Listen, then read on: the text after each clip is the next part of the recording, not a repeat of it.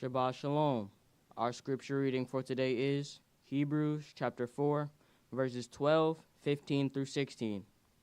For the word of Elohim is quick and powerful and sharper than any two-edged sword, piercing even to the dividing asunder of soul and spirit, and of the joints and marrow, and is a discerner of the thoughts and intents of the heart.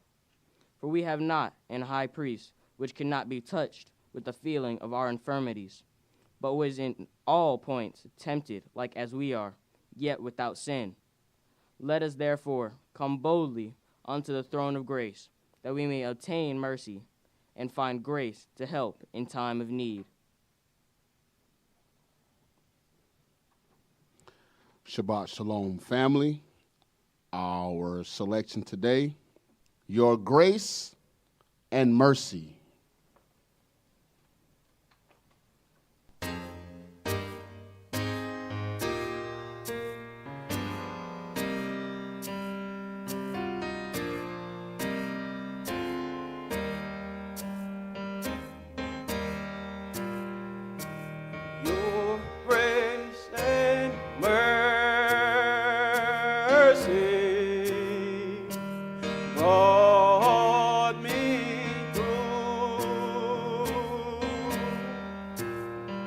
I'm living this moment because of you,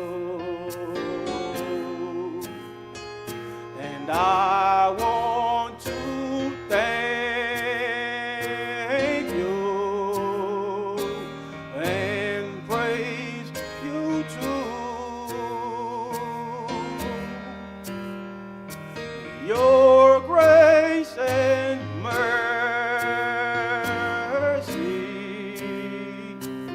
brought me through. Oh yeah, your grace and mercy brought me through. I'm living this moment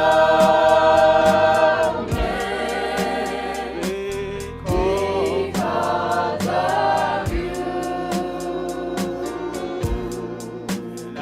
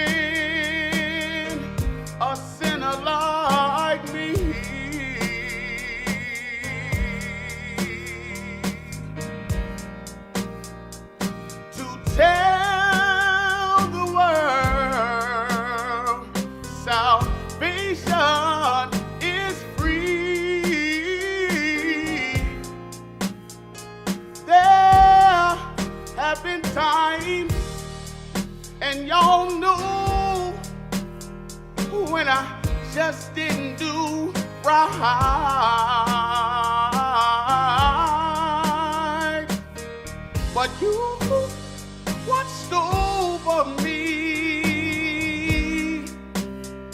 both day and night.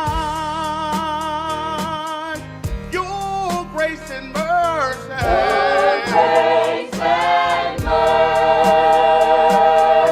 has brought me through. Yeah. And I'm living this moment, yeah.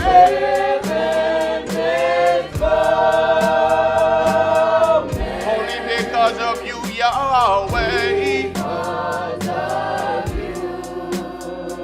And I want to thank you, Yahweh.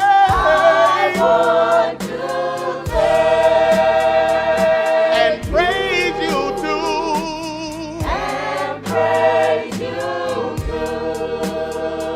Because of your grace.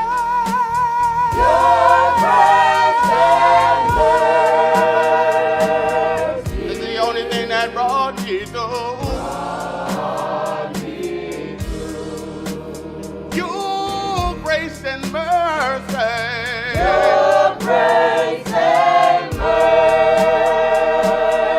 has brought me through.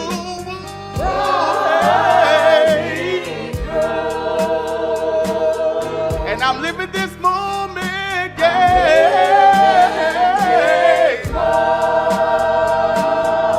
Only because of you, Yahweh. And I want to thank you, yeah.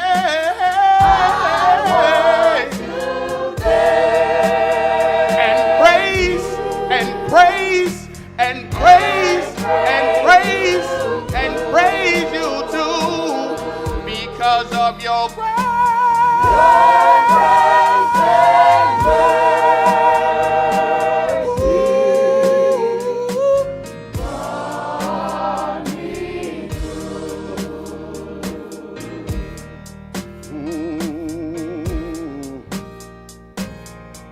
Justice demanded that I should die. But grace and mercy said, oh no, oh no, oh no. We've already paid the price. You see, I once was blind, but thank Yah I can see. Praise Yah, it was because grace and mercy who came along and rescued me. Your grace and mercy.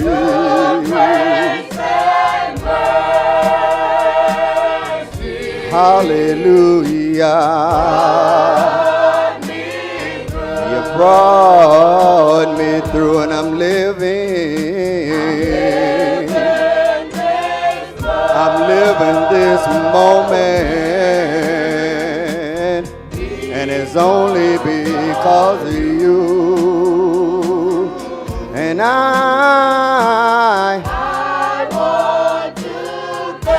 want to thank you, Yah. And praise you too. And I praise you too. Your grace and mercy. It was your grace and mercy that brought me through. Your grace and mercy, Yah. Your grace and mercy. You know I should have been dead, but you brought me through and I'm living.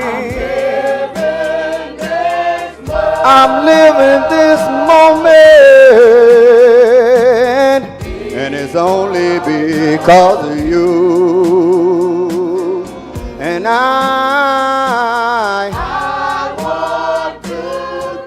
I want to thank you, Yahweh.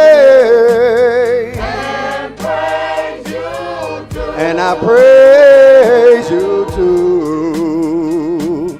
Your grace and mercy. It was your grace and mercy. Your grace and mercy. Your grace and mercy.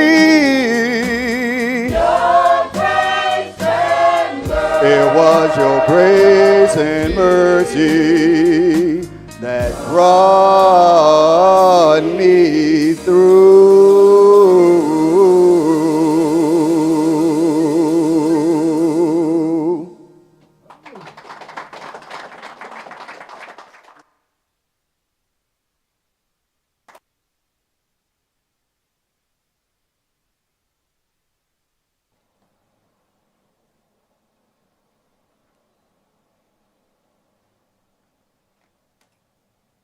The oracles of the UCI. 1 Peter chapter 4, verses 7 through 11. But the end of all things is at hand. Be you therefore sober and watch unto prayer. And above all things have fervent love among yourselves, for love shall cover the multitude of sins. Use hospitality one to another without grudging. As every man has received the gift, even so minister the same one to another as good stewards of the manifold grace of Elohim. If any man speak, let him speak as the oracles of Elohim. If any man minister, let him do it as of the ability which Elohim gives, that Elohim in all things may be glorified through Yahshua the Mashiach, to whom be praise and dominion forever and ever. Amen. Ephesians chapter 4, verses 29 through chapter 5 and verse 4. Let no corrupt communication proceed out of your mouth, but that which is good to the use of edifying, that it may minister grace unto the hearers. And grieve not the Holy Spirit of Elohim, whereby you are sealed until the day of redemption. Let all bitterness and wrath and anger and clamor and evil speaking be put away from you with all malice. And be you kind one to another, tender-hearted, forgiving one another, even as Elohim for Yahshua's sake has forgiven you. Be you therefore followers of Elohim, as their children, and walk in love, as the Mashiach also have loved us, and has given himself for us an offering and sacrifice to Elohim for a sweet-smelling savor. But fornication, and all uncleanness, or covetousness, let it not be once named among you as becomes saints. Neither filthiness, nor foolish talking, nor jesting, which are not convenient, but rather given of thanks. Ecclesiastes chapter 5, verses 1 and 2. Keep your foot when you go to the house of Elohim, and be more ready to hear than to give the sacrifice of fools, for they consider not that they do evil. Be not rash with your mouth, and let not your heart be hasty to utter anything before Elohim. For Elohim is in heaven, and you up on earth. Therefore, let your words be few. Exodus chapter 23, verses 20 and 21. Behold, I send an angel before you, to keep you in the way, and to bring you into the place which I have prepared. Beware of him and obey his voice. Provoke him not, for he will not pardon your transgressions, for my name is in him. Revelations chapter 3, verses 20 through 22. Behold, I stand at the door and knock. If any man hear my voice and open the door, I will come into him and will sup with him and he with me. To him that overcomes will I grant to sit with me in my throne, even as I have also overcame and am sat down with my Father in his throne. He that has an ear, let him hear what the Spirit says unto the churches. All right, Shabbat Shalom. Shabbat Shalom. Which is peace on Yahweh's holy Sabbath day. Welcome to another holy convocation that Yahweh has enjoined unto us here in this body of Yahshua. Today we're going to deal with some teachings that Dawid spoke concerning learning to war. What we have to consider is that the nations are preparing to fight Yahweh. The nations are preparing to fight Yahshua. They are preparing themselves with all of the best technology. They are preparing themselves, even doing joint exercises and joint drills, preparing for a war of a different scale. The adversary, the devil, is at the same time making sure that we do not receive the same level of training. But Yahweh is a master teacher, and he is able to teach us without us understanding that we are actually being taught. So he will use the methods of wax on, wax off, if you will. You don't know that you are learning to defend yourself. You just know that certain situations and circumstances have been presented unto you, and you have to deal with them. Joshua chapter 23 and verse 1 says, "And it came to pass a long time after Yahweh had given rest unto Israel from all their enemies round about, that Joshua waxed old and stricken in age. And Joshua called for all Israel, and for their leaders, and for their heads, and for their judges, and for their officers, and said unto them, I am old and stricken in age. And you have seen all that Yahweh your Elohim has done unto all these nations because of you.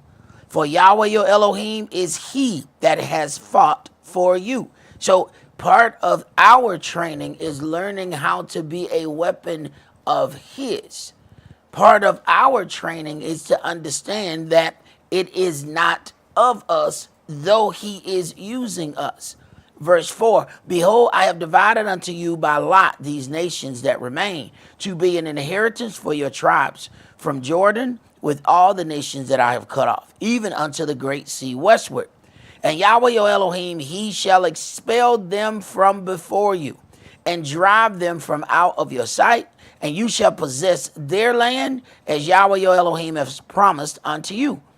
Be you therefore very courageous to keep and to do all that is written in the book of the law of Moshe, that you turn not aside therefrom to the right hand or to the left." So part of this training is you need to make sure that you adhere to the statutes and the judgments, because what's going to come after that is going to be spiritual weakness. Verse 7, "That you come not among these nations, these that remain among you, neither make mention of the name of their gods, nor cause to swear by them, neither serve them, nor bow yourselves unto them, but cleave unto Yahweh your Elohim, as you have done unto this day. For Yahweh have driven out from before you great nations and strong. But as for you, no man has been able to stand before you unto this day." That was the strength of the Spirit, not the strength of them and what they possessed physically. "One man of you shall chase 1,000. For Yahweh your Elohim, he it is that fights for you." So we are not training with weapons, because the weapons of our warfare are not carnal. The weapon you don't get into the end. You got to earn the weapon. This is not like man's army, where you do a questionnaire and then they pass out a rifle. That's not how Yahweh's army works. All right. Verse 11, "Take good heed therefore unto yourselves that you love Yahweh your Elohim. Else if you do in any wise go back and cleave unto the remnant of these nations, even these that remain among you, and shall make marriages with them, and go in unto them, and they to you. Know for a certainty that Yahweh your Elohim will no more drive out any of these nations from before you." Now, you have to understand, your enemy studies your legacy. So instead of reading these items as something that you must do, you need to understand that your enemy is reading these as something that they must do unto you. This is why every commercial you see, we are always intermingled with another nation. In every program you see, what's happening? You are being weakened before the war. Yahweh has already said, when you do this, I'm going to start taking your power. The problem is your enemy is reading it too.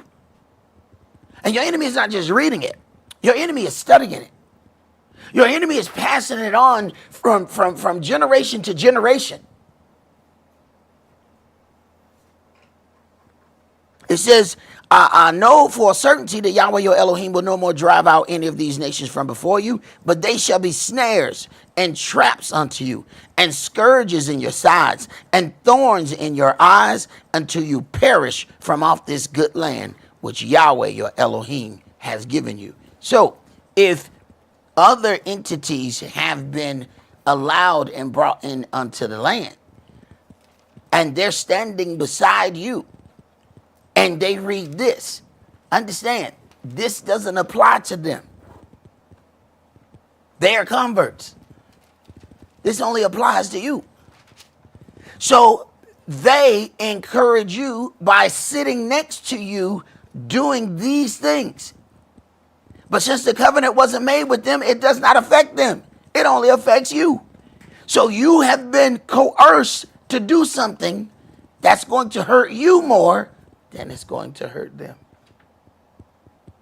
Let's begin in Genesis chapter 49.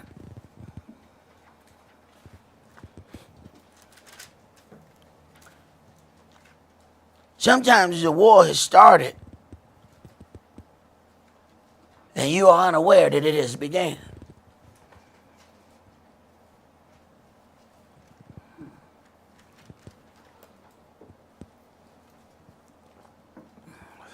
Genesis chapter 49 and verse 8. Yehuda, you are he whom your brethren shall praise. Your hand shall be in the neck of your enemies. Your father's children shall bow down before you. All right, so when we get to pinpoint the legacy that would be of these 12 sons, of these tribes, when we get to Judah, the weight of leading the nation falls there. Even before there is a nation, it falls there. Your hand shall be in the neck of your enemies. It is the king's job to fight Yahweh's battles. Go ahead. Yehuda is a lion's whelp. From the prey, my son, you're gone up. He stooped down, he crouched as a lion, and as an old lion, who shall rouse him up? Now, you have then the offspring of this son, that this weight, this power is on them, whether they know it or not. Go ahead. The scepter shall not depart from Yehuda, nor a lawgiver from between his feet, until Shiloh come. And unto him shall the gathering of the people be. Binding his foal onto the vine, and his ass's colt onto the choice vine. He washed his garments in wine, and his clothes in the blood of grapes. His clothes in the blood of grapes. Understand that the Messiah shed his own blood, but when he returns, that won't be his blood. When it says, who is this that's come from Basra with these dyed garments, that won't be his blood on them. That's going to be somebody else's blood. Let's go to Jeremiah chapter 51. There's a few things that we need to get before, that we need to make sure we bring back to your remembrance before we go further. Jeremiah 51, and we're going to read verses 19 through 24.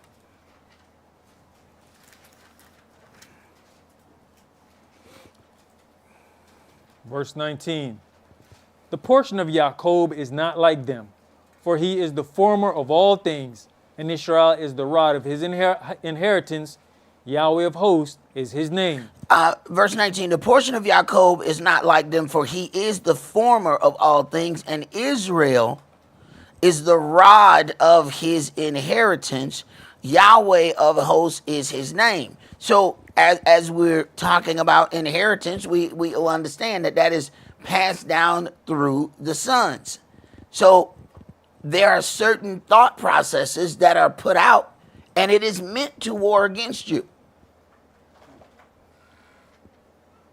And you don't understand that process doing everything that can possibly be done to make sure that we have as many single parent homes as possible was always war.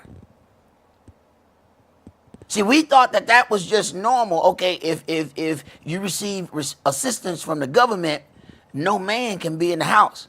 You know that was only in the city though, right? You know that was only us, right? You know, when you go outside the city, somehow they were still getting assistance, and the mama and daddy was in there. So who was that aimed at?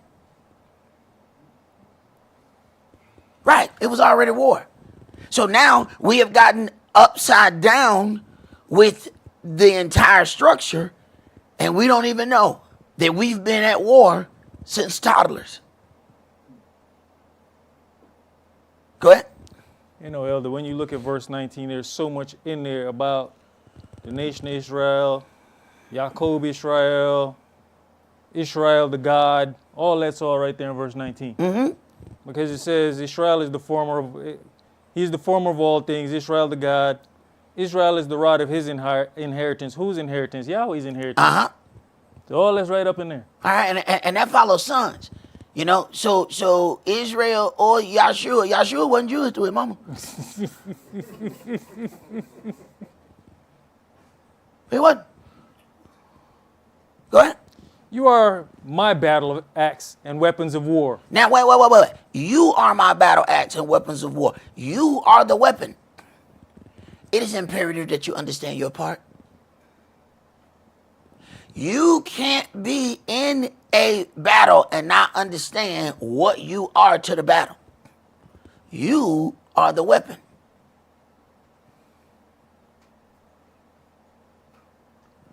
Yahweh has a tendency to hide his weapon. You have to learn how to use your weapon. You don't pull out a bigger weapon than what's needed for that particular battle. See, if I'm in the bushes and somebody coming at me now, I clearly know I can take them out with the slingshot.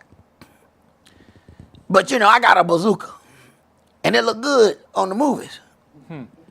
So I use the bazooka, and I go ahead and I blow them to bits. It made me feel good.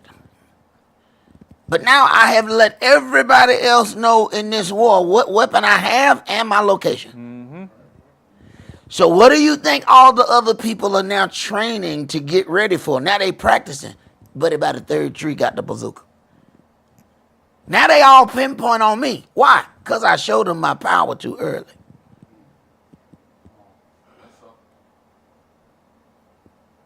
That slingshot would have done the trick. You go with the least amount of weaponry available or that's needed at that time. Go ahead. For with you will I break in pieces the nations, and with you will I destroy kingdoms. With you will I. Understand your role. With you will I. Go ahead. And with you will I break in pieces the horse and his rider.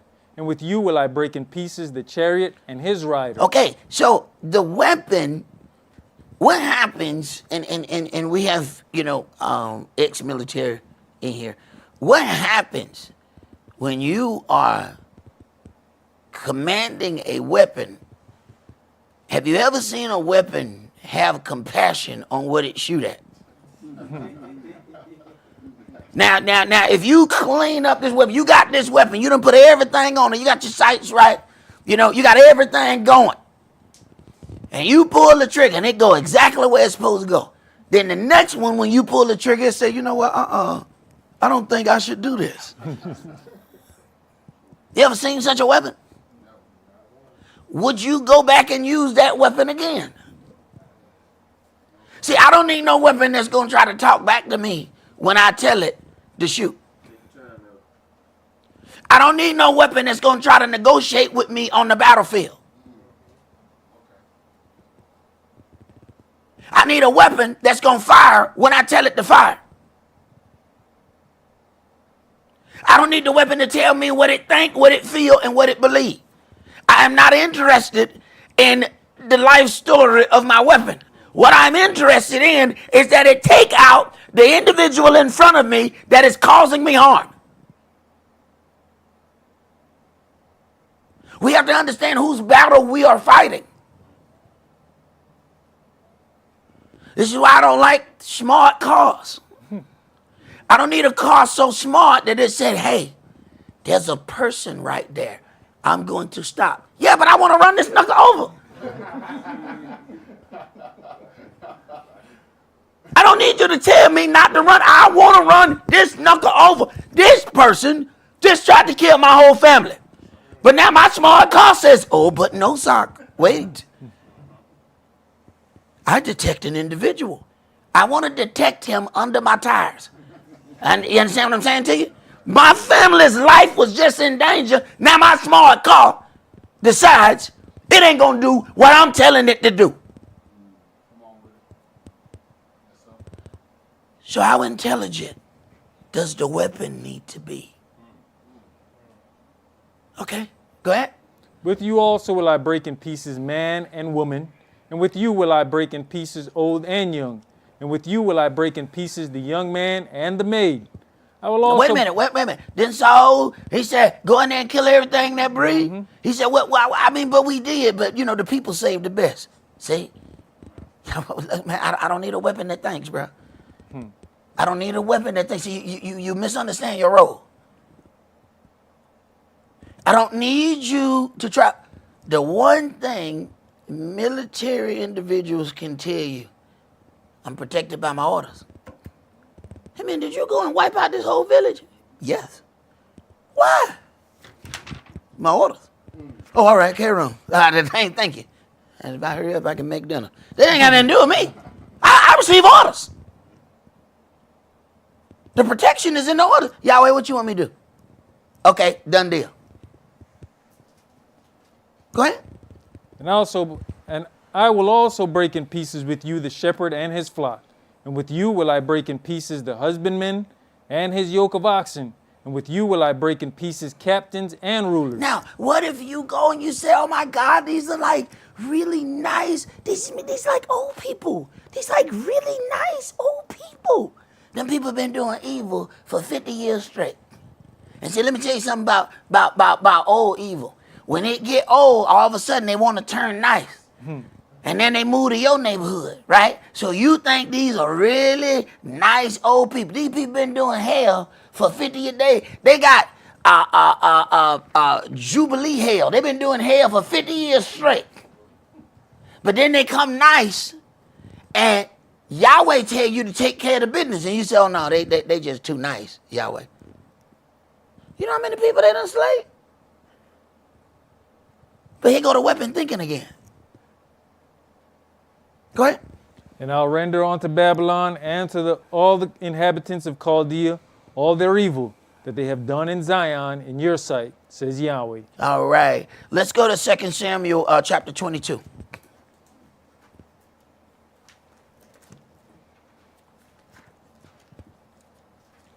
You know, they got, you know, you look at all the movies and they keep telling you about, you know, these, the smart weapons that will only fire if that one person has it. Mm-hmm. You know, no one else can pick up that weapon. Well, Yahweh got something like that for you. But you can't go buy it in the store. 2 Samuel chapter 22, and we're going to start that at verse 21. Yahweh rewarded me according to my righteousness. According to the cleanness of my hands has he recompensed me. For I have kept the ways of Yahweh, and have not wickedly departed from my Elohim.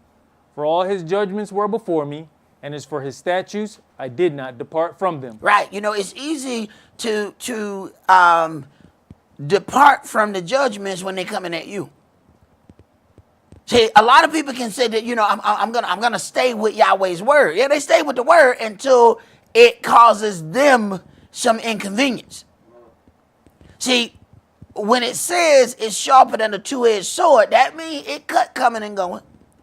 That means it cut the person intended and the person swinging. Everybody involved get a cut. You get a cut. You get a cut. You get a cut. Everybody get a cut. Okay, go ahead.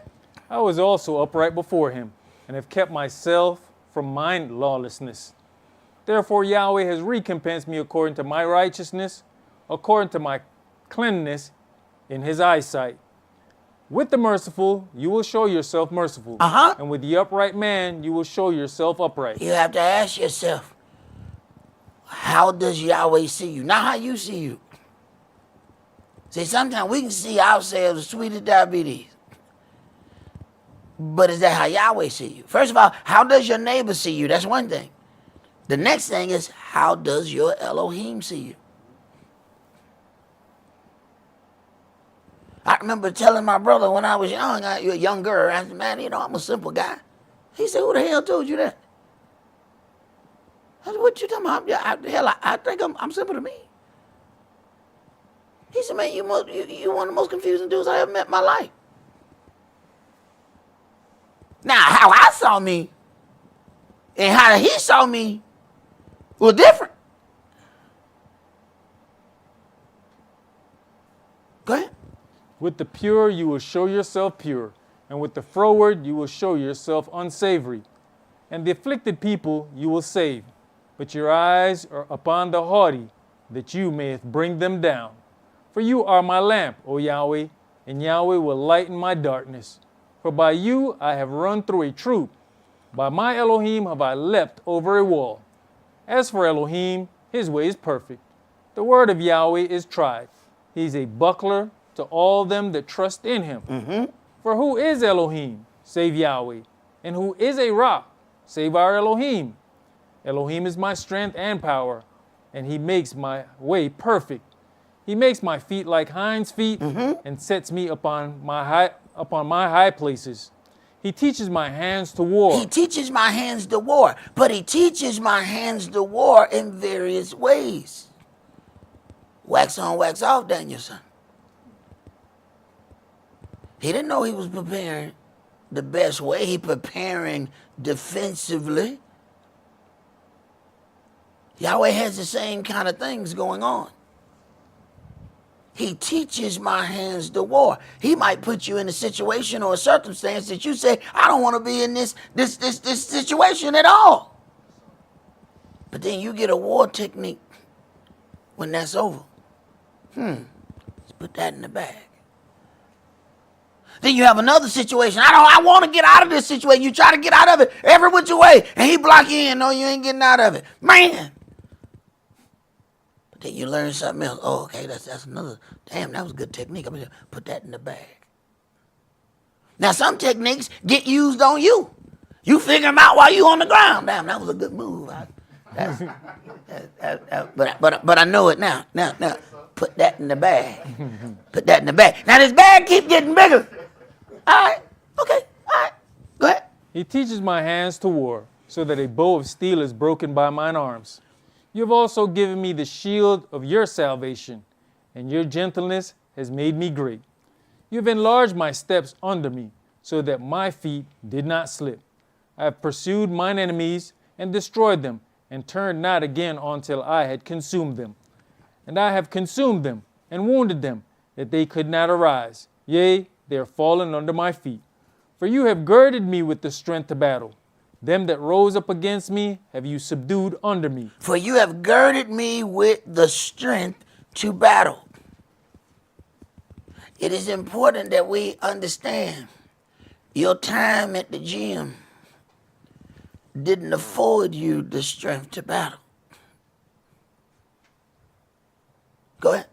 You have also given me the necks of mine enemies, that I might destroy them that hate me. All right, let's go to Proverbs chapter 28.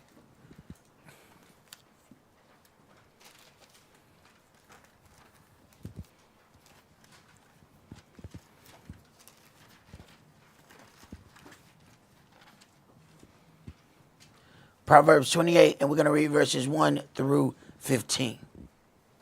The wicked flee when no man pursues, but the righteous are as bold as a lion. For the transgression of a land many are the princes thereof, but by a man of understanding and knowledge the state thereof shall be prolonged. A poor man that oppresses the poor is like a sweeping rain which leaves no food. They that forsake the law praise the wicked. Stop. They that forsake the law praise the wicked. Now, because there are various ways of performing this, we oftentimes miss that there are those that forsake the law. Saying the law is nailed to the cross. You have forsaken the law. By saying that we have the Torah, but you make another book that instead of reading and dealing with the law, that you're dealing with thoughts of the law from someone else, you have forsaken the law. So in other words, we have a whole lot of established people who are praising the wicked. See, you won't see them with some pom-poms singing a song about the wicked. They're just going to set up something, a foundation, a concrete vehicle, if you will, that allows the wicked to progress. That is praising the wicked. Go ahead. But such as keep the law contend with them. Evil men understand not judgment, but they that seek Yahweh understand all things. Better is the poor that walks in his uprightness than he that is perverse in his ways, though he be rich. Whoso keep the law is a wise son, but he that is a companion of riotous men shames his father. Because sooner or later you're going to perform the things that the riotous men that you hang around do. Go ahead. He that by interest and unjust gain increases his substance, he shall gather it for him that will pity the poor. He that turns away his ear from hearing the law, even his prayers shall be abomination. Right, and this is why people come and ask you to pray for them, because they know that their prayer is abomination. So they need to get your prayer. Go ahead. Whoso causes the righteous to go astray in an evil way, he shall fall himself into his own pit. Right. One of the things I grew up hearing, if you're going to dig a hole, dig two. Go ahead. But the upright shall have good things in possession. The rich man is wise in his own conceit, but the poor that has understanding searches him out. When righteous men do rejoice, there is great glory. But when the wicked rise, a man is hidden. He that covers his sins shall not prosper. He that covers his sins shall not prosper. Go ahead. But whoso confess and forsakes them shall have mercy. And it is one of the most difficult things for us to do, to actually acknowledge our sin. We'll cover it, and we cover stuff, and we think because we covered it, don't nobody know it's under there. So we got a dead body in the house, and we throw a rug over it, like nobody saw the big lump in the rug. Just because they ain't say nothing to you. Hey, man, I know that Jimmy under there. I see his shoes. I know he had them forces on. That Jimmy, right? That dead Jimmy. I see him under the rug, bro.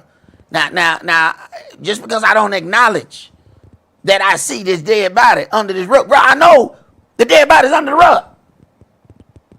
So you can think that you hiding this or covering this all you want. I'm looking at the feet. Go ahead. Happy is the man that fears always, but he that hardens his heart shall fall into mischief. As a roaring lion and a raging bear, so is a wicked ruler over the poor people. All right, so as a roaring lion and a raging bear, so is a wicked ruler over the people. So then this roaring lion and a raging bear is symbolic of some troubles here. All right, let's go to 1 Samuel chapter 17. So that represents the wicked ruler that's over the people. 1 Samuel chapter 17.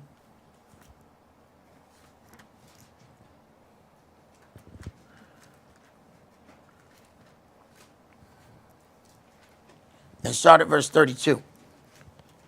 And David said to Saul, let no man's heart fail because of him. Your servant will go and fight with this Philistine. All right. Saul said you're not able to go against him, right? Go ahead. And Saul said to David, you're not able to go against this Philistine to fight with him, for you are but a youth, and he a man of war from his youth. And David said unto Saul, your servant kept his father's sheep. Now, the sheep are the people. Go ahead. And there came a lion and a bear. Wait a minute. A lion and a bear. So we already have a wicked ruler over the people, or as these two animals in their anger, not in their elegance, not in their operation correctly. No, in their anger. And a lot of times we'll look and we say, you know what, I'd rather deal with a bear than a lion. We don't really understand how fast a bear is. See, folk think, I'll run that big old, that big sloppy thing ain't gonna catch me. Right. That's like that dude who play on the line, who his belly his belly, when he get down in his 4-point stand, his belly is on the ground. His belly on the ground. So you said, surely, I'm finna outrun Big Belly. And then they say, hut. And then you realize that this full bear running at you runs damn near 440. I mean, he is at you. And the fastest man can't get away from Big Belly. That ain't what you think that is. That may look a certain way. See, the lion, you can see the muscles in a lion when it moves. You can see it's majestic. Every step of that lion looks good. You can see how it's cut up. Bear look like he just got through, eating some snacks. I'm not worried about him. Okay, watch this. Watch this. You better learn how to run and take angles, because if you run straight, you out of here. Go ahead. And took a lamb out of the flock. And I went out after him and smote him and delivered it out of his mouth. And when he arose against me, I caught him by his beard and smote him and slew him. So he is learning how to protect the sheep. Yahweh has taught his hands to war through circumstances. He's not in a school of war. Go ahead. Your servant slew both the lion and the bear. And this uncircumcised Philistine shall be as one of them, seeing he has defiled the armies of the living Elohim. So then fear has come out of him because of these other situations. He loved the sheep so much, he went right into action. Sometimes you can think about something and think yourself out of it. Because you find every reason why it's not a good idea. And I don't have to think long to figure out that it's not a good idea to run at that lion or that bear. I can, it's probably a bad idea. But how much thinking should my weapon do? Go ahead. David said, moreover, Yahweh that delivered me out of the paw of the lion and out of the paw of the bear. See, Yahweh delivered me. Not what I was doing. See, I am the weapon. He is the user of the weapon. See, I know when I get dirty, he gonna break me apart and clean me. When I use all my ammunition, he gonna stock up some more and put some in there. See, he cared for his weapon because his weapon cared for him. Go ahead. He will deliver me out of the hand of this Philistine. And Saul said unto David, go, and Yahweh be with you. Go, and Yahweh be with you. Let's go to Hosea chapter 13. Hosea chapter 13.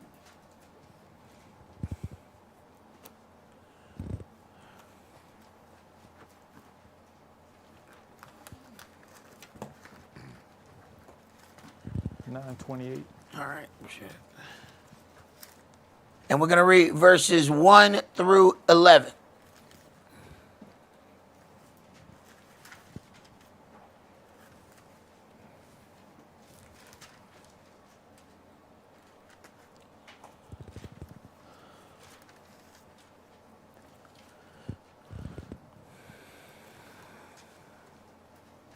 Verse 1. When Ephraim spake trembling, he exalted himself in Israel, but when he offended in Baal, he died. And now they sin more and more, and have made them molten images of their silver and idols according to their own understanding, all of it the work of the craftsmen. They say of them, let the men that sacrifice kiss the calves. Therefore they shall be as the morning cloud, and as the early dew that pass away, as the shaft that is driven with the whirlwind out of the floor, and as the smoke out of the chimney. Yet I am Yahweh, your Elohim, from the land of Egypt, and you shall know no God but me, for there is no Savior beside me. I did know you in the wilderness, in the land of great drought. According to their pasture, so were they filled. They were filled, and their heart was exalted. Therefore have they forgotten me. That's all we have to do is get a little something. And the more things we get, the less we think about Yahweh. So basically, what are we saying? Yahweh, take this stuff. Yahweh, I ain't going to do right with this stuff. Yahweh, take this stuff. Yahweh, this house too nice. I can't live here, Yahweh. Take this. Yahweh, I can't drive nothing like this. Look at this. What this? This thing push button start. I can't, Yahweh, I can't do right. I can't do right with this. I can't. This must be the LX Corolla. I don't know what this is. I can't. This is a luxury model. I can't have nothing like this, Yahweh. Take this. Go ahead. Therefore I'll be unto them as a lion, as a leopard by the way will I observe them. I'll meet them as a bear that is bereaved of her whelps. A bear that's bereaved of her whelps. Let me tell you something. Hey, you want to see, I tell you what, go in that other room and mess with one of them children in there. And watch what one of them head wraps do to you. Now, multiply that time 1,000 and mess with one of them little cubs. Okay. Go ahead. And will rend the caul of their heart, and there will I devour them like a lion. The wild beast shall tear them. O Israel, you have destroyed yourself, but in me is your help. I will be your king. Where is any other that may save you in all your cities? And your judges, of whom you said, give me a king and princes. I gave you a king in mine anger, and took him away in my wrath. I gave you a king in mine anger. He says, I didn't give you a king because that's what I wanted to give you. Go ahead. The iniquity of Ephraim is bound up. His sin is hid. The sorrows of a travailing woman shall come upon him. He is an unwise son. That's where I want to go. Let's go to Lamentations chapter 3.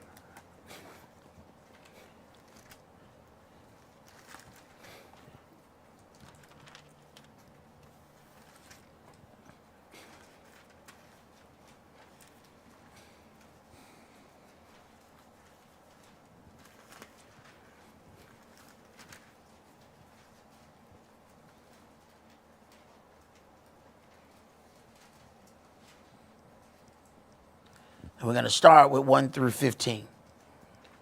I am the man that has seen affliction by the rod of his wrath. He has led me and brought me into darkness, but not into light. Surely against me is he turned. He turns his hand against me all the day. My flesh and my skin has he made old. He has broken my bones. He has built against me and compassed me with gall and travail. He has set me in dark places as they that be dead of old. He has hedged me about that I cannot get out. He has made my chain heavy. Also when I cry and shout, he shuts out my prayer. He has enclosed my ways with hewn stone. He has made my paths crooked. He was unto me as a bear lying in wait, and as a lion in secret places. So each part of this journey, we find out that Saul was never being trained as a king. Dawid was. But it was the very thing that they looked at as derogatory. He ain't no soldier. Man, he the dude watching the sheep, man. Yet, Yahweh was training him to be a king watching sheep. What part of a job seems glorious to you? Do you get a job and that job just looks like it's not glorious enough? Understand, this is the one in the house who has the least glorious job. He tend to the sheep. They're like, man, come on, bro. The women can do that. We got. What? Wasn't Rachel watching the sheep? Mm-hmm. Come on, bro. But you tend to the sheep, bro. Yet Yahweh's training him. Go ahead. He has turned aside my ways and pulled me in pieces. He has made me desolate. He has bent his bow and set me as a mark for the arrow. He has caused the arrows of his quiver to enter into my reins. I was a derision to all my people, and their song all the day. If I was a derision to all my people and their song all the day, he is giving you a little bit of ridicule. Wait a minute. And we said, well, where is my Elohim? Oh, that's part of your training. See, your skin got to get a little thicker. Everything said can't bother you.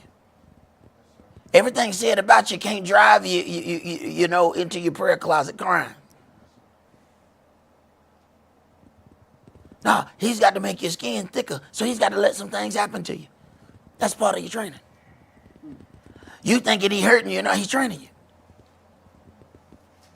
He's not trying to kill you, he's trying to make you stronger. Go ahead. He has filled me with bitterness. He has made me drunken with wormwood. Now, what if you stop right there? You know, he has made me bitter. Hey, there's parts of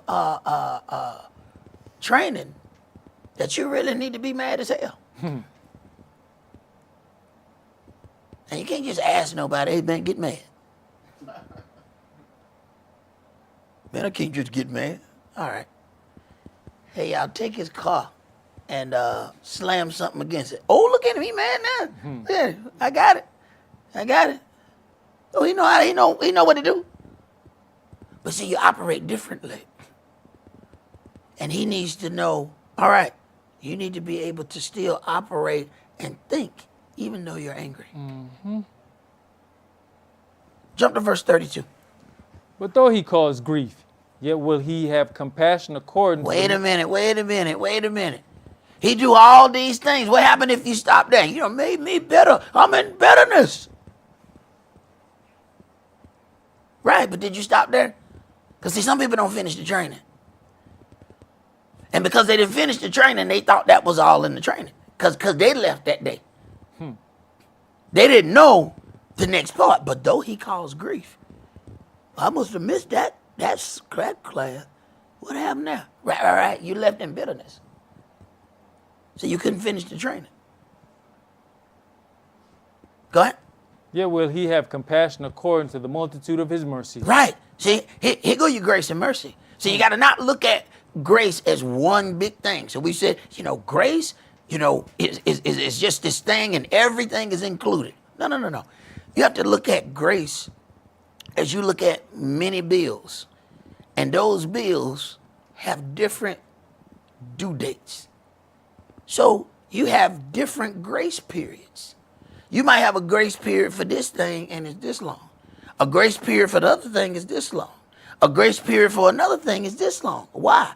According to what all he has taught you and what all he has given you. You have different grace periods. So when the grace period of this thing is out, that's where he step in. All right? Everybody had an opportunity to deal with everything here. Now I'm in it. Now ain't no more talking. Ain't no more discussing. Ain't no more negotiation.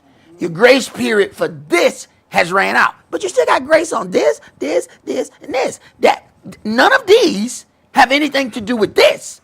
That's just this grace period. But if you try to lump all of them together, then all of a sudden you think grace lasts forever. Or when something happened to you, you think that he has taken all his grace and mercy. Because you put all the grace and mercy all in one pot and stirred it all together. That is not how that works. Go ahead. For he does not afflict willingly, nor grieve the children of men, to crush under his feet all the prisoners of the earth, to turn aside the right hand of a man before the face of the Most High, to subvert a man in his cause. The Adonai approves not. Who is he that says, and it comes to pass, when the Adonai commands it not? Out of the mouth of the Most High proceeds not evil and good. Wherefore does a living man complain, a man for the punishment of his sins? Why does a living man complain, a man for the punishment of his sin? Why do we complain about the punishment of the things that we have done? Do we consider that atonement is actually making us better with our Elohim? Or we're so busy just focusing on the present situation? It says, I have not seen the things that Elohim has in store for those that love him. But don't think you just going to be prepared for it just because you come and hang out. Go ahead. Let us search and try our ways and turn again to Yahweh. Let us lift up our heart with our hands onto Elohim in the heavens. We have transgressed and have rebelled. You have not pardoned. You have covered with anger and persecuted us. You have slain. You have not pitied. You have covered yourself with a cloud that our prayer should not pass through. Right. You get to a certain point at that those prayers are not penetrating. Jump to verse 49. Mine eye trickles down and ceaseth not, without any intermission, till Yahweh look down and behold from heaven. Wait a minute. My eye trickles down. I'm crying. My tears don't stop till Yahweh look down. Wait a minute. Now he's moved to a point to hear you. Wait a minute. He covered himself with a cloud and your prayer didn't go through. He said, no, you ain't have enough sorrow yet. I can't hear you.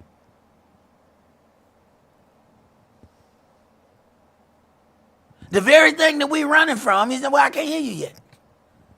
What do you mean you can't hear me? I'm talking loud. If you talking with your mouth, I'm waiting for you to talk with your heart. You ain't heard enough yet. See, that's the seasoning. So see, this is going to make you a better weapon.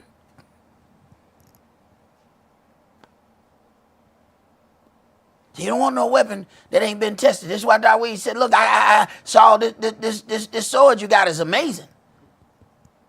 But I can't go to war with that. Because I haven't proven it. See, when you prove something, you know, look, I done used this. I know how it works. The last thing you need to be doing is when an intruder come in your house and you trying to figure out, now what is safety at on this thing? Well, that's the day you trying to figure out what is safety at? Half the person's torso is hanging in your house. And you trying to figure out, does this one have a button on it? Go ahead. Mine eye affects mine heart because of all the daughters of my city. Mine enemies chased me sore like a bird without cause. They have cut off my life in the dungeon and cast a stone upon me. Waters flowed over mine head. Then I said, I am cut off. I called upon your name, O Yahweh, out of the low dungeon. You have heard my voice. Hide not your ear at my breathing, at my cry. You dreweth near in the day that I called upon you. You said, fear not. Wait a minute. Yahweh comes at this lowest point, and now he's able to hear you. It says before he was covered with a cloud, and my prayers were not able to penetrate him. Wait a minute. But now there's enough seasoning in me that he can hear me. Go ahead. O Adonai, you have pleaded the cause of my soul. You have redeemed my life. O Yahweh, you have seen my wrong. Judge you my cause. You have seen all their vengeance and all their imaginations against me. You have heard their reproach, O Yahweh, and all their imaginations against me. The lips of those that rose up against me, and their device against me all the day. Behold, their sitting down, and their rising up. I am their music.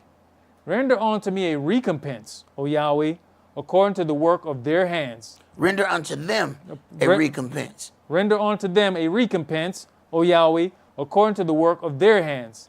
Give them sorrow of heart, your curse upon them. Persecute and destroy them in anger from under the heavens of Yahweh. All right. Let's go to 1 Samuel chapter 21. See, we have to understand that while the adversary, the devil, is waging his own war on the woman that brought forth the man-child, Yahweh has to, at the same time, provide for this woman to be able to protect herself.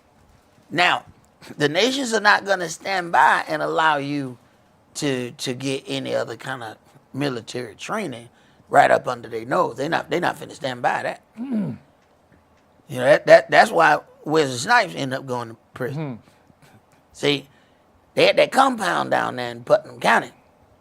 Man, I mean, you ride by the compound, you saw all the pyramids and stuff. I mean, you know, hey, at that point, you just keep riding by.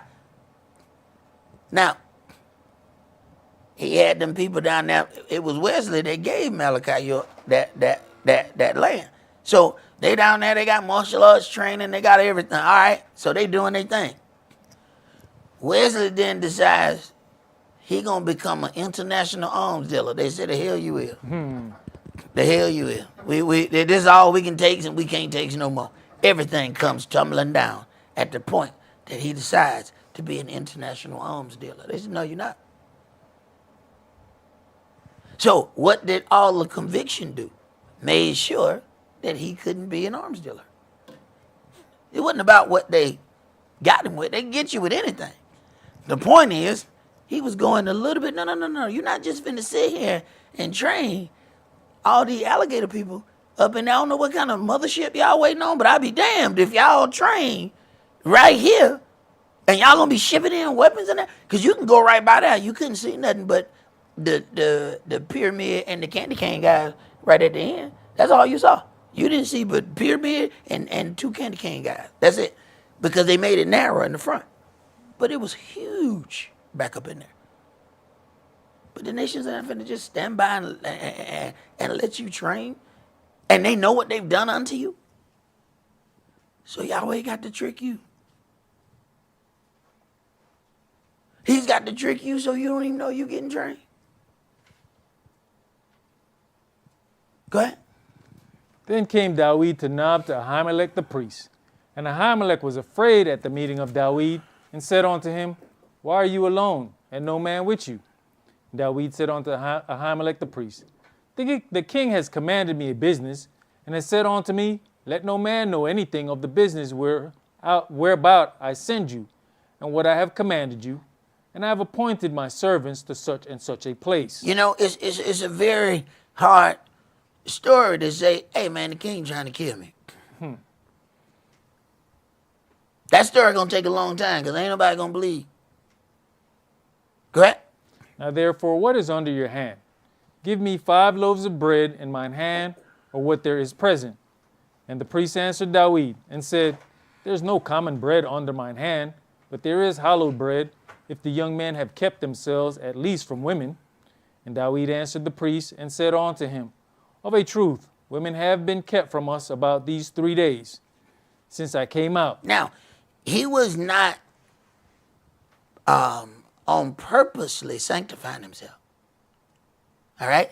He said, of a truth, women have been kept from us about these 3 days since I came out. So he accidentally sanctified himself. Okay, go ahead. And the vessels of the young men are holy, and the bread is in a manner common, yea, though it were sanctified this day in the vessel. So the priest gave him hallowed bread, for there was no bread there but the showbread that was taken from before Yahweh, to put hot bread in the day when it was taken away.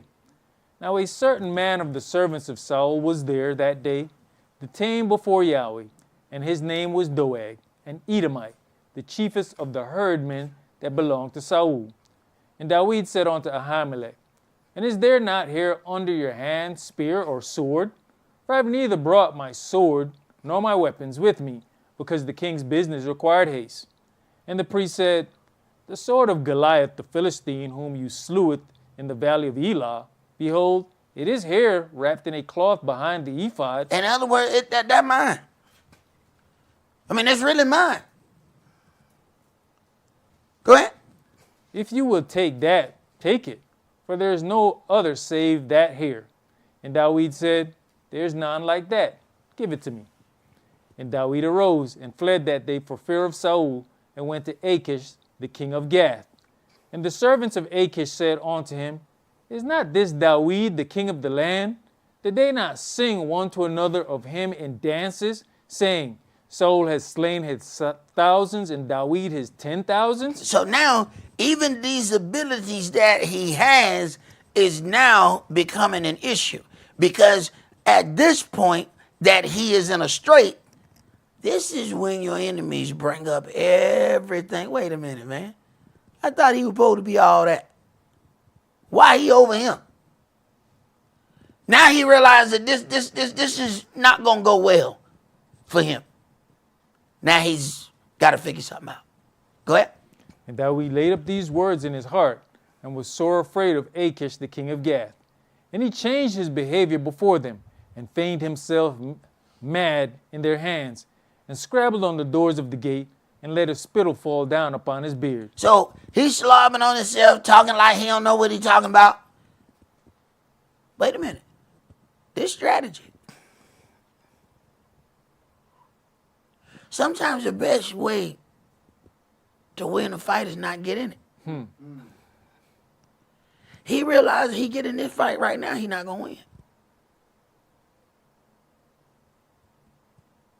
You know, a lot of us got a whole lot of pride that we just won't do certain things. We say, "Oh, I'm just not gonna do this because I'm too much of a man." Sometimes keeping it real go real wrong.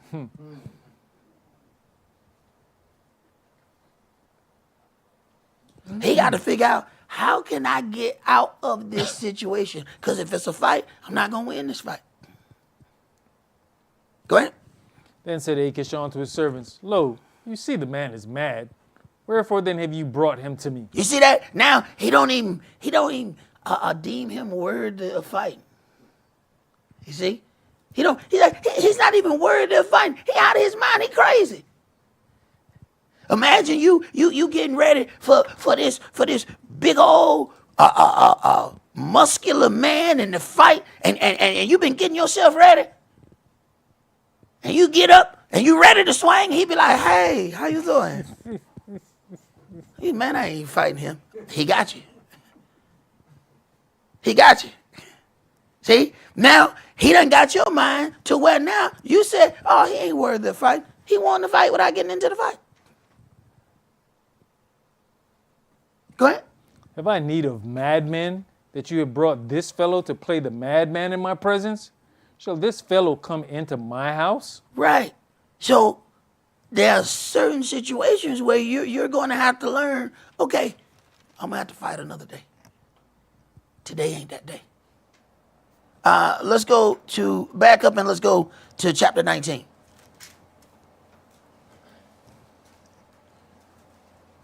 Chapter 19, and start that at verse 1. And Saul spake to Jonathan his son, and to all his servants, that they should kill Dawid. But Jonathan, Saul's son, delighted much in Dawid, and Jonathan told Dawid, saying, Saul my father seeks to kill you.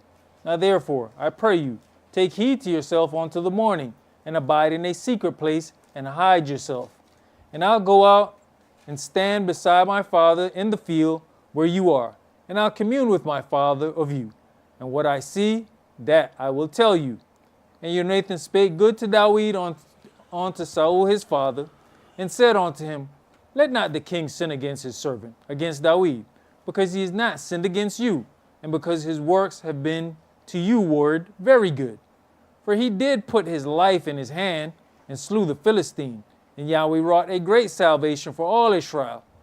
You saweth it, and did rejoice. Wherefore then will you sin against innocent blood, to slay Dawid without a cause? And Saul hearkened unto the voice of Jonathan, and Saul sware, As Yahweh lives, he shall not be slain. And Jonathan called Dawid, and Jonathan showed him all those things. And Jonathan brought Dawid to Saul, and he was in his presence as in times past. And there was war again, and Dawid went out and fought with the Philistines, and slew them with a great slaughter, and they fled from him. And the evil spirit from Yahweh was upon Saul, as he sat in his house. Now, the evil spirit comes upon Saul once Dawid is successful. Go ahead. As he sat in his house with his javelin in his hand, and Dawid played with his hand. And Saul sought to smite Dawid even to the wall with the javelin. Yeah, music ain't working now. Go ahead. But he slipped away out of Saul's presence, and he smote the javelin into the wall. And Dawid fled and escaped that night.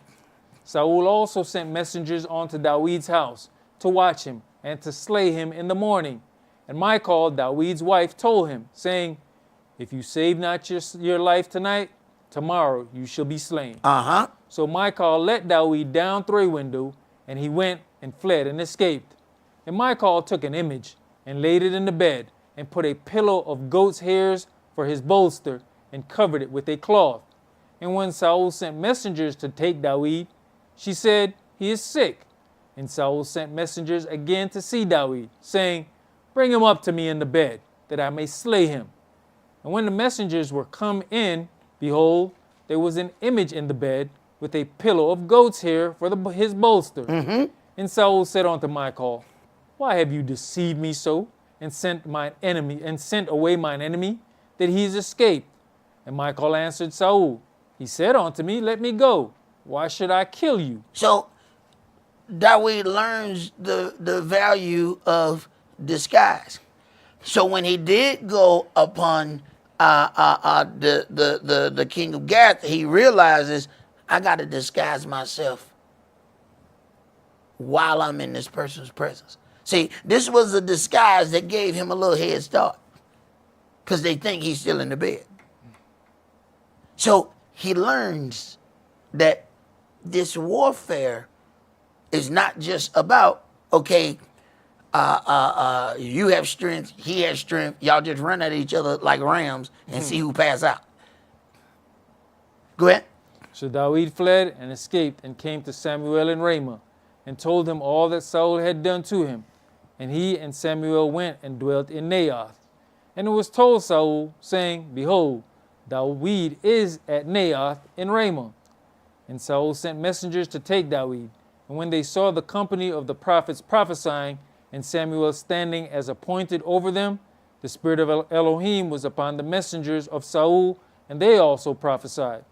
And when it was told Saul, he sent other messengers, and they prophesied likewise. And Saul sent messengers again the third time, and they prophesied also. Then went he also to Ramah, and came to a great well that is in Sycho. And he asked and said, Where are Samuel and Dawid? And one said, Behold, they be at Naioth in Ramah. And he went thither to Naioth in Ramah. And the spirit of Elohim was upon him also. And he went on and prophesied until he came to Naioth in Ramah. And he stripped off his clothes also, and prophesied before Samuel in like manner, and lay down naked all that day and all that night. Wherefore they say, Is Saul also among the prophets? Yahweh would not allow him to put forth any of his power against David. Everybody he sent got turned. He went, he got turned. So Yahweh is, even though David is anointed as king, Yahweh didn't just give him the crown.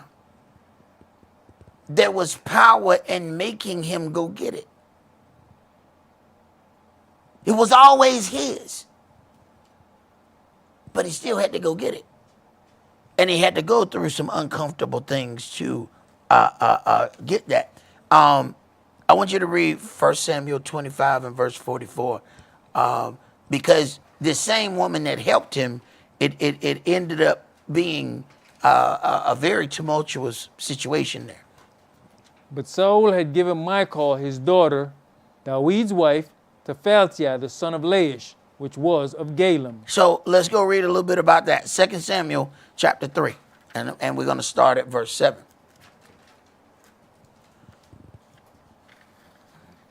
2 Samuel chapter 3 and start that at verse 7. And Saul had a concubine whose name was Rizpah, the daughter of Ahiel.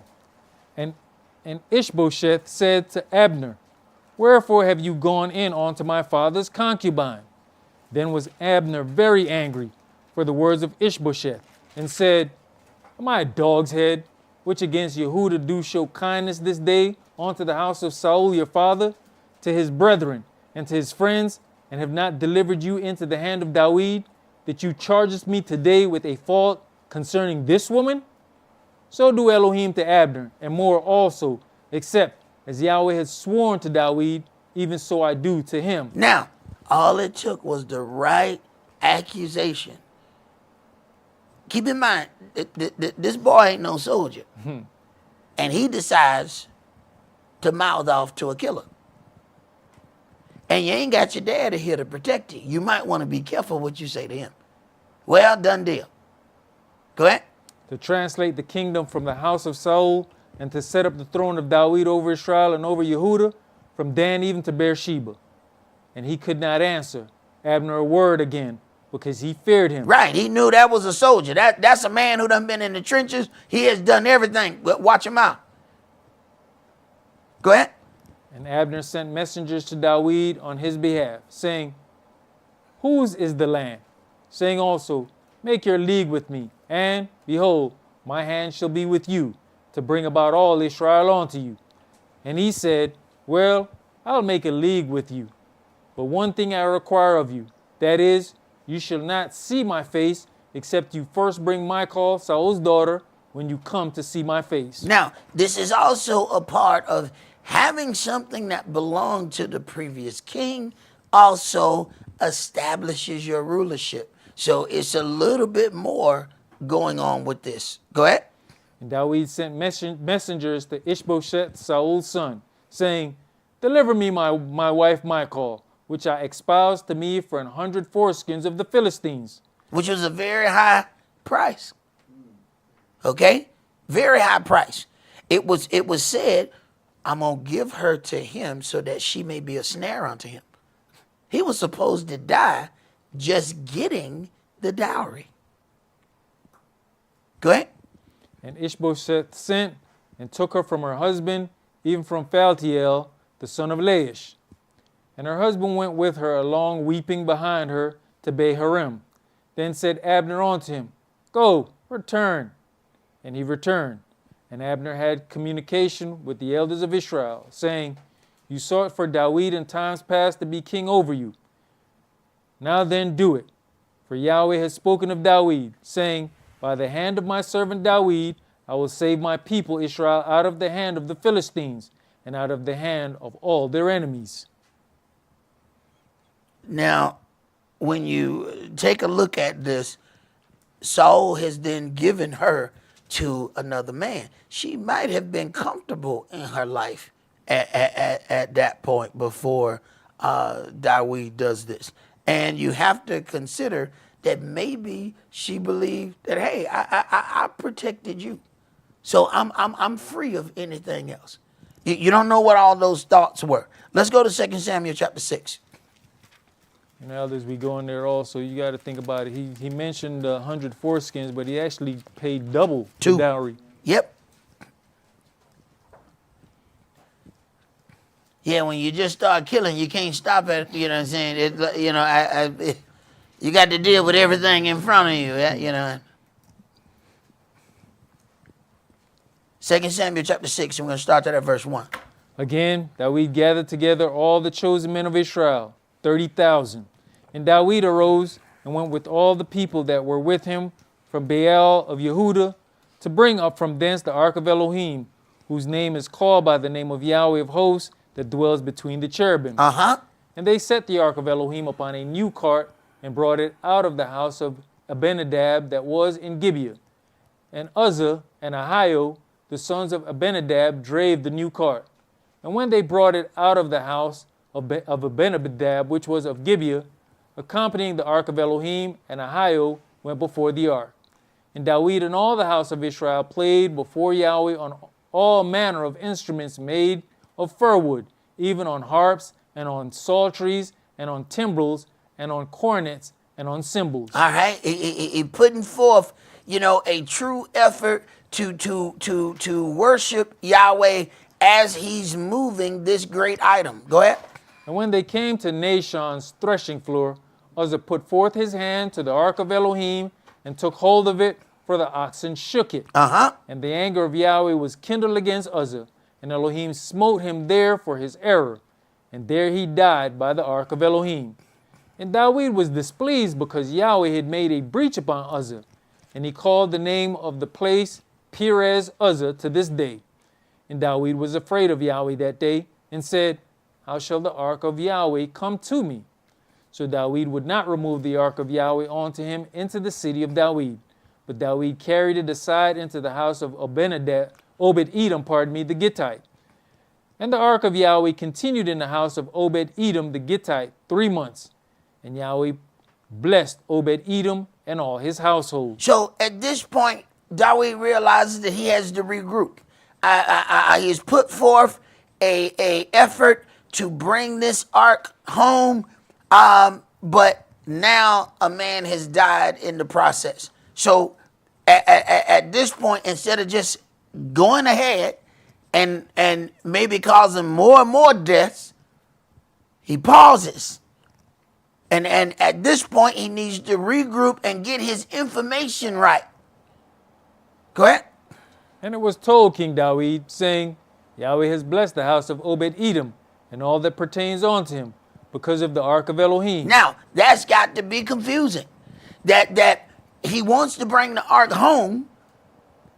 One of the Israelites died, but then where they drop it off at, everybody else getting blessed just because it's there. That has to be confusing. Go ahead. So David went and brought up the ark of Elohim from the house of Obed-Edom into the city of David with gladness. And it was so that when they that bare the ark of Yahweh had gone 6 paces, he sacrificed oxen and fatlings. And David danced before Yahweh with all his might. And David was girded with a linen ephod. All right, so here we go again with priestly / kingly power and representation. But the part right here was interesting. Verse 13. And it was so that when they had bare the ark of Yahweh and had gone 6 paces, he sacrificed oxen and fatling. Man, that's got to be the first grill that's hooked to the car. You know what Y'all know we be doing it, you know what I'm saying? Hey, we put that grill on the back of the truck, pull up at the quick trip, pop that grill open, you be like, hey, bro, what you got in there? That brother ain't sent out no invitations. He ain't told nobody where he gonna be. He just pull up that grill at that quick trip and pop it open because he got to connect it on the hitch. Wait a minute, man. This us. Matter of fact, okay, how many other people you see ride around with a grill on the back of their car? Who else you seen ride around with a grill connected to the hitch of the car. Okay. All right. Go ahead. So David and all the house of Israel brought up the ark of Yahweh with shouting and with the sound of the trumpet. And as the ark of Yahweh came into the city of David... Hold on. So they got music by the grill? Mm-hmm.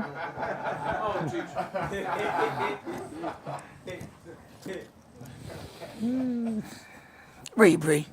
And as the ark of Yahweh came into the city of David, Michal, Saul's daughter, looked through a window and saw King David leaping and dancing before Yahweh. Wait a minute. So they got the grill, they got the music, and somebody doing the stinking leg. Wait a minute. Come on, bro. Come on now. Okay. All right, go ahead.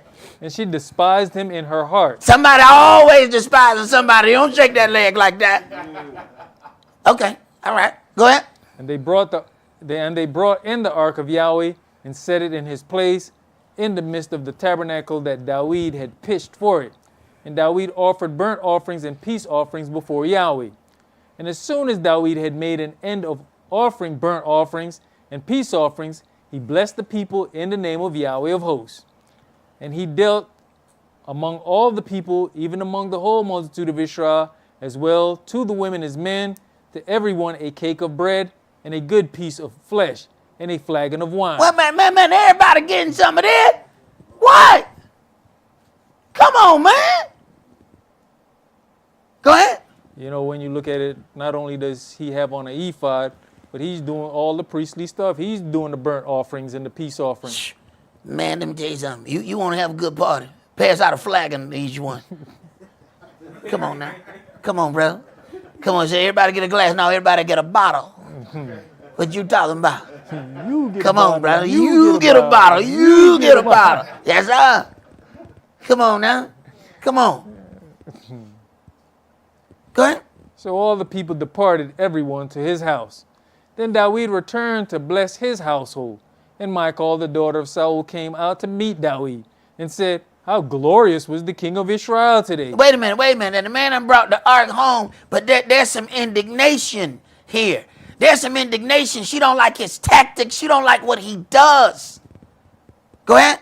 Who uncovered himself today in the eyes of the handmaids. Oh, yeah, everybody was seeing your little stuff. See? Yeah, they wasn't supposed, one of those arcs was supposed to be hidden.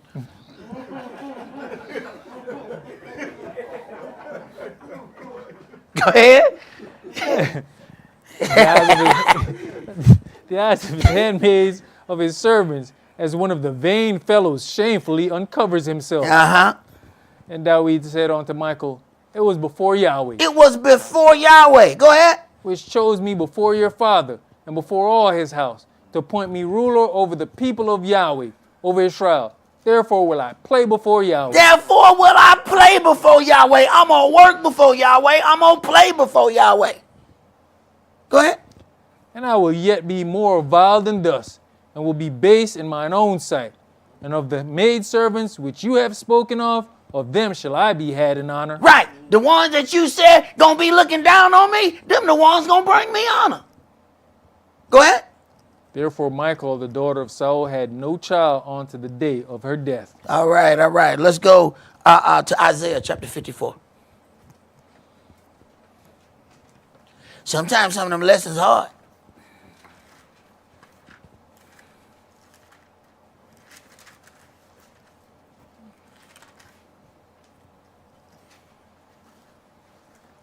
Isaiah chapter 54, and we're going to read verses 1 through 17.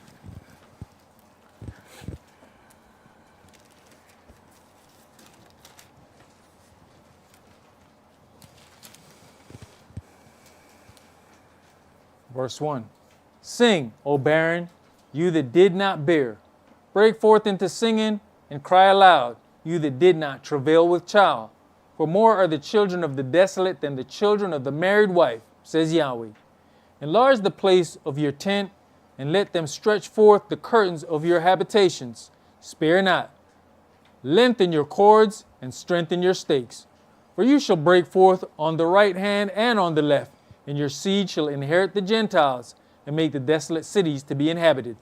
Fear not, for you shall not be ashamed, neither be you confounded, for you shall not be put to shame.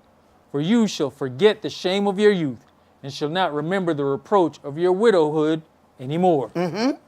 For your Maker is your husband, Yahweh of hosts is his name, and your Redeemer, the Holy One of Israel, the El of the whole earth shall he be called. For Yahweh has called you as a woman forsaken and grieved in spirit, and a wife of youth, when you was refused, says your Elohim.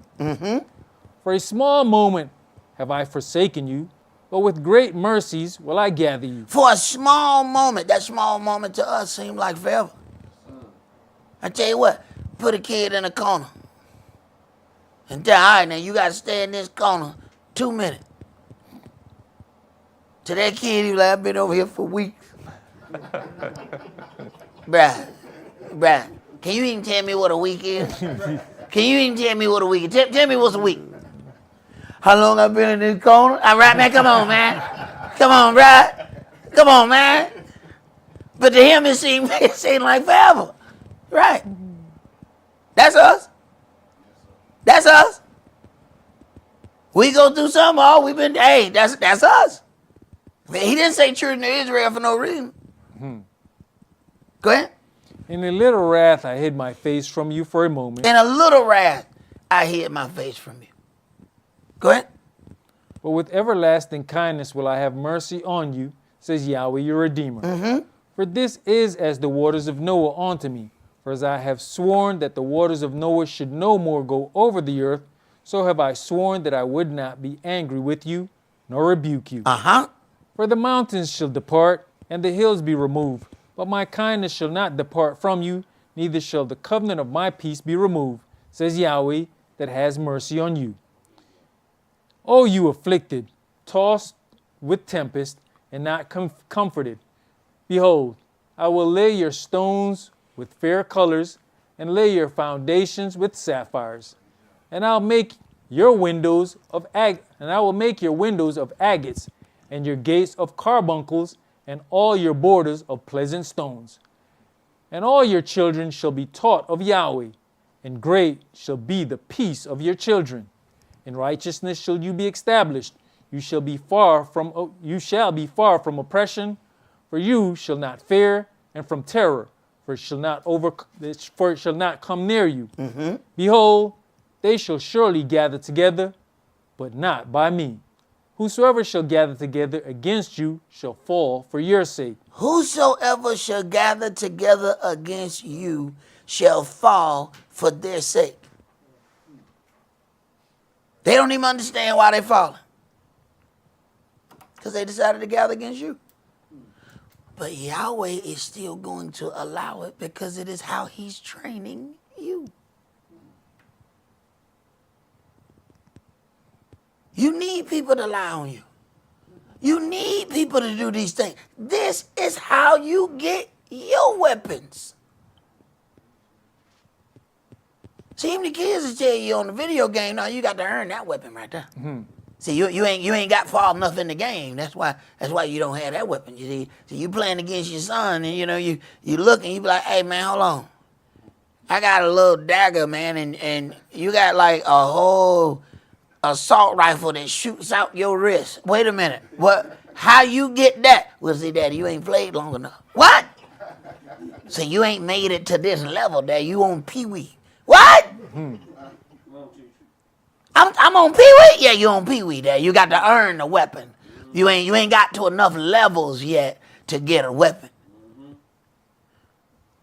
Oh, okay. See, there's sometimes you have to realize in your situation, you on Pee-wee. You understand? You ain't labored enough to get a weapon. Go ahead. Behold, I have created the smith that blows the coals in the fire and that brings forth an instrument for his work. And I have created the waster to destroy. No weapon that is formed against you shall prosper. No weapon that is formed against you shall prosper. It may think it's prospering. It'll prosper long enough to teach you what your Elohim wants you to know. And after that, they out of here. Go ahead. And every tongue that shall rise against you in judgment, you shall condemn. You gonna condemn the voice that rise up against you in judgment. Go ahead. This is the heritage of the servants of Yahweh. This is the heritage of the servants, not the heritage of the worshipers. The worshipers don't get this weapon. Only the servants get these. Go ahead. And their righteousness is of me, says Yahweh. All right, let's go to Malachi chapter 2. So they're not passing out weapons for the praise team. The praise team don't get no weapon.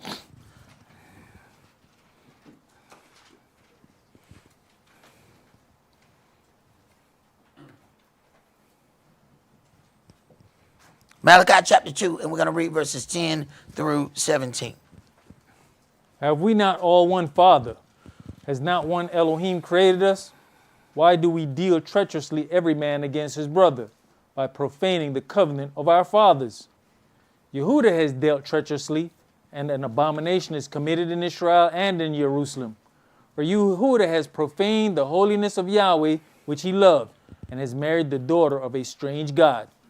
Yahweh will cut off the man that does this, the master and the scholar, out of the tabernacles of Jacob, and him that offers an offering unto Yahweh of hosts. And this have you done again, covering the altar of Yahweh with tears, with weeping, and with crying out, insomuch that he regards not the offering any more, or receives it with goodwill at your hand.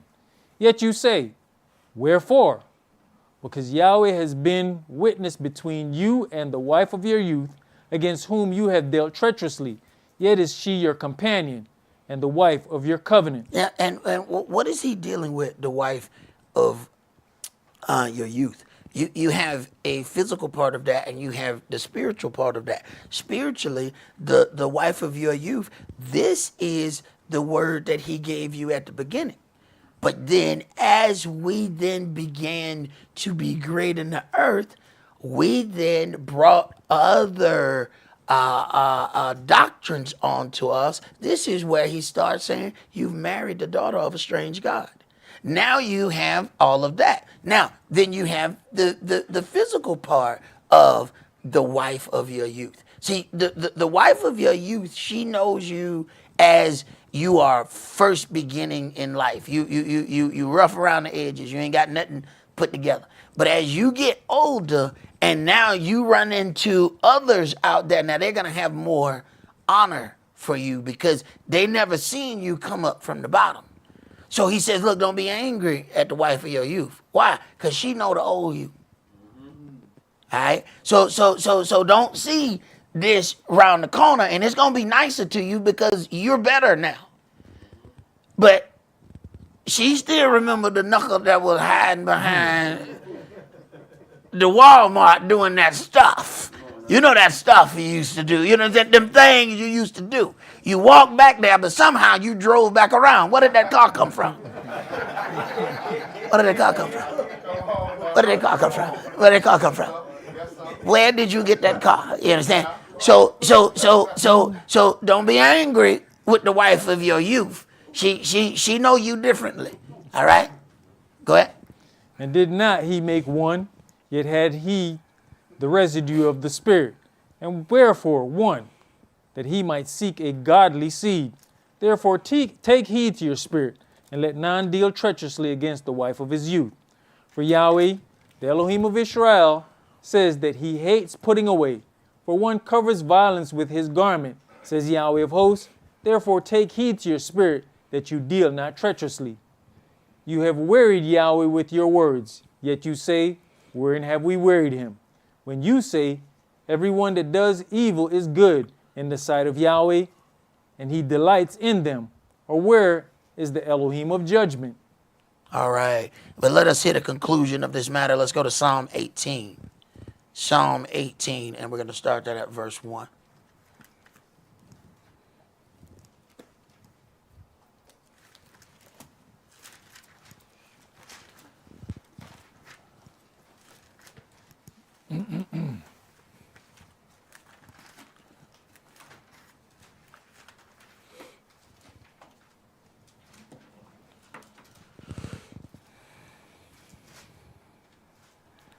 Psalms chapter 18 and verse 1.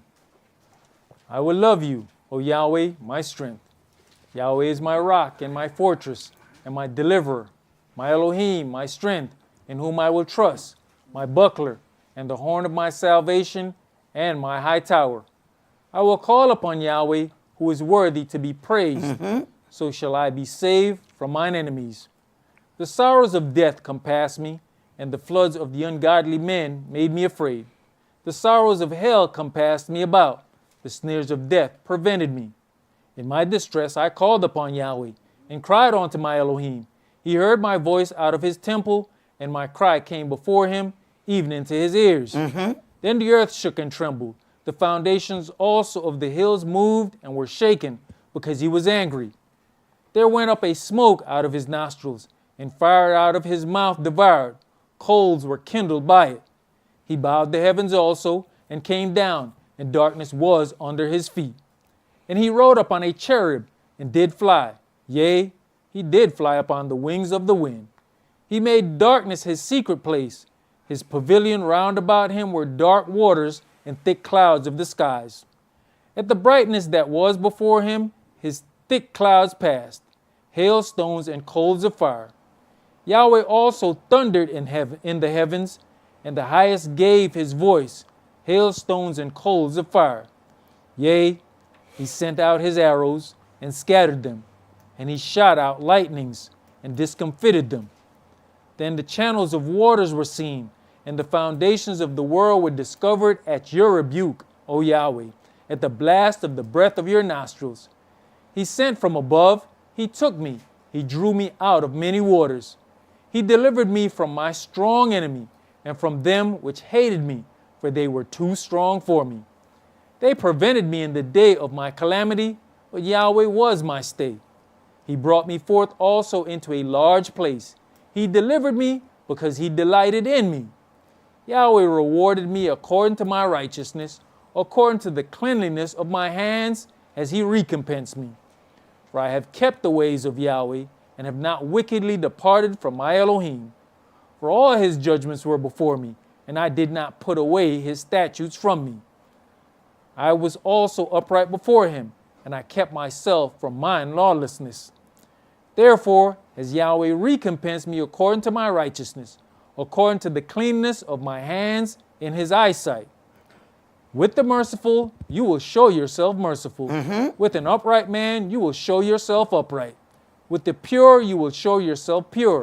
With the froward, you will show yourself froward. All right, so what kind of Yahweh do we see? Go ahead. For you will save the afflicted people, but will bring down high looks. For you will light my candle. Yahweh, my Elohim, will enlighten my darkness. For by you I have run through a troop, and by my Elohim I have leapt over a wall. As for Elohim, his way is perfect. The word of Yahweh is tried. He is a buckler to all those that trust in him. For who is Elohim save Yahweh? Or who is a rock save our Elohim? It is Elohim that girds me with strength and makes my way perfect. He makes my feet like hinds' feet and sets me upon my high places. He teaches my hands to war so that a bow of steel is broken by mine arms.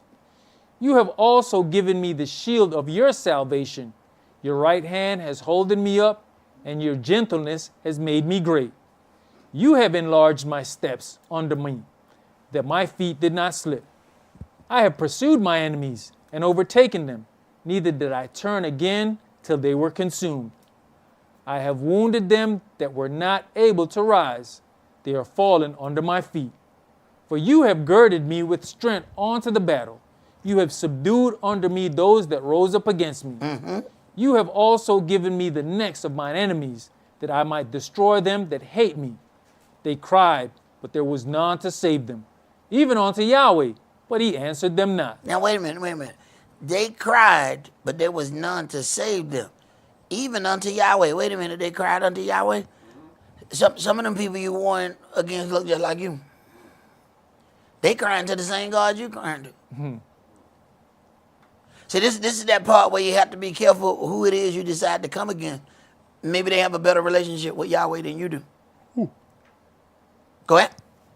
Then did I beat them small as the dust before the wind. I did cast them out as the dirt in the streets. You have delivered me from my strivings of the people. You have delivered me from the strivings of the people, and you have made me the head of the heathen. A people whom I have not known shall serve me. As soon as they hear of me, they shall obey me. The strangers shall submit themselves unto me. The strangers shall fade away and be afraid out of their closed places. Yahweh lives, and blessed be my rock, and let the Elohim of my salvation be exalted. It is Elohim that avenged me. It is Elohim that avenged me. Now, wait a minute. He learned that tactic dealing with Abigail because she taught him not to avenge himself with his own hand. Or do you decide as a warrior that only another warrior can teach you? Then you're limiting yourself. Go ahead. And subdue the people under me. He delivers me from mine enemies. Yea, you lift me up above those that rise up against me. You have delivered me from the violent man. Therefore will I give thanks unto you, O Yahweh, among the heathen, and sing praises unto your name. Great deliverance gives he to his king, and shows mercy to his anointed, to Dawid, and to his seed forevermore. All right. And let this mind be in us, that we understand that everything that we go through is not about a judgment to us. Yahweh has a lot of different things that he has going on all at the same time to get the house of Israel ready to stand in the place that he has prophesied for you. For you to be able to stand in your destiny, you just don't wake up in the morning and be ready for that. There's some movement that he has to do in your life. There are some things that are just training so that you'll be ready for what is going to come at you. So we need to be careful how we look at Yahweh shaping and molding us, lest we give a bad report unto our Elohim and make an accusation against him, not understanding what he's doing. That's all that we're going to do for today. Remember the Sabbath to keep it holy. Shabbat shalom. Shabbat shalom.